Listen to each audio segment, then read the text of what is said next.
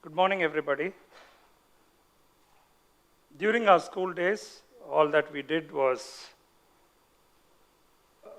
we were just provided good food, and then we just went to school, played, and we spent a lot of our time playing.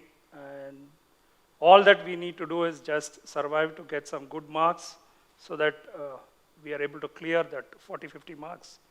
And then when we move to a middle school or little higher, all our dreams were only to get a good group, normally a maths, physics, chemistry, biology group. And then only when we went to class 11 and 12, we were just trying to do something. It was nothing but doing engineering or medicine or anything in the commerce field.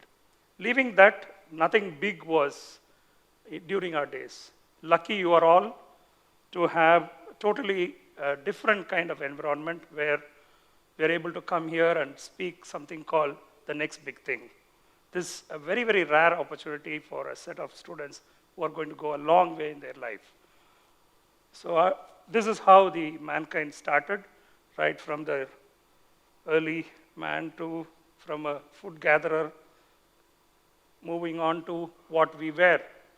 But we have come to a very interesting point of life where we are going to embed a lot of machines into us, a lot of technology into us, and literally today, the evolution has come to a point where we need both of it, the human element as well as embracing of technology. So what I feel a school has to do, see to that we are able to embrace a lot of technology, but also not lose the humanness in us. For that, we need to look out what are the future jobs going to be. Most of the future jobs are very highly specialized, nothing generalist. Every other sector is going to expect all of you to be a specialist in whatever you do. It's not just you can survive as an engineer. Even being an engineer, you have to specialize in every field. Either you deal with big data or a fintech or robotics or any kind of automation. Whatever it is, you need to be a specialist in whatever you do. Meanwhile, you should not forget the other skills which are going to be really human, which can't be aped by any of the machines. That's being a musician. And as a musician, how can you embrace technology? How can you bring your talent, innate talent as a musician? How can you combine that with technology and reach out to the larger world? Or your content writing skills, your authoring skills, or your storytelling skills? How is that your innate skill can embrace technology and you are able to bring both of it together? That's going to be the new schools. The previous schools were just only doing most of the human element and some of the technology, but the next big thing for any school or any principal or for any teacher, it is going to be creating a blend of an innate talent embraced with technology and how you are able to reach out to the larger world. The minute you are able to reach out to the larger world, the bigger the volume is, the bigger you are going to get personal branding, and bigger the personal branding, you are going to be a force to reckon with. And to get these jobs there, first and foremost, I feel your mindset is important. During our days, our mindset was nothing but passing out in schools, reaching out to the college, and just do what our fathers did, or do something to survive. And that has changed a lot. Today, you can't have the same kind of mindset. Your mindset has to be a continuous learner. During our days, when we studied something, and throughout our life, we were able to survive with whatever we studied in our college. But that's not going to be the case for you. You have to become a continuous learner. You have to be digital. You're not only a digital native, you're going to be AI native.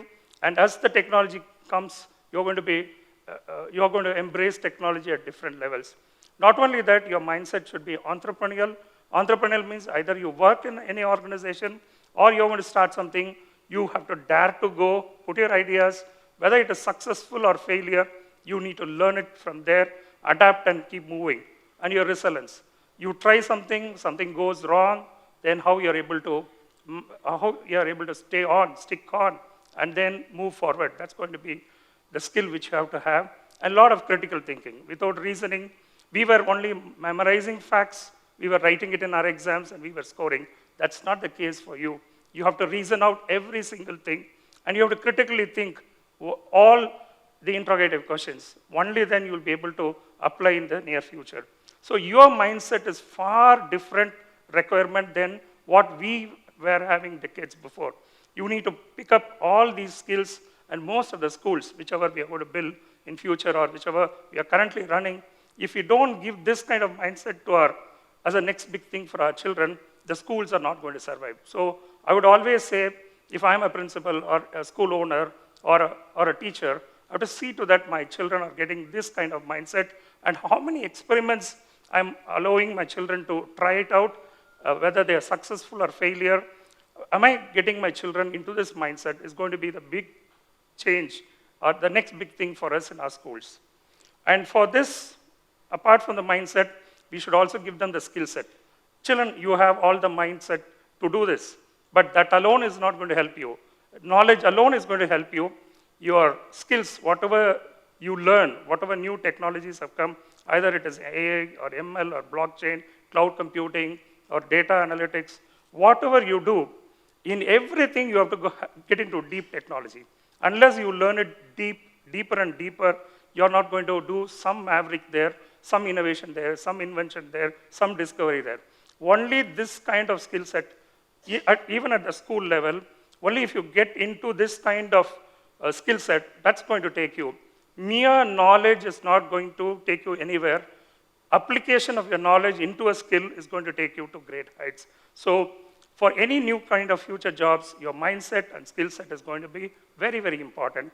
Apart from that, you may acquire both, but end of the day, the value compass is not going to change. Your empathy towards fellow human being, your compassion to your fellow human being, your personal integrity in whatever you do, everything, your ethics in whatever you do. You have large methods, big methods to make a lot of profits. Are you doing it sustainable? Are you doing it without disturbing the human mankind? Are you a responsible person? Whether you are able to do it in fairness, justice, and equity, these are going to be your value compass. However big you become, but still the whole value compass system is not going to change. Your skill set is going to change, but not your value compass. At the end of the thing, however we teach you the skill set or mindset, all the value compass, end of the day, I want my children to be happy, and they need to live a very, very positive and a long life, for which their health and well-being is going to be very important. Very positive growth mindset. Come what may, they should be able to face it and move forward. They should have a very meaningful desire, in the sense that they know what to desire, where to put the contentment in. Only then their life is going to be happy. And added to all, they need to be useful to themselves. Also, they need to be socially contributing.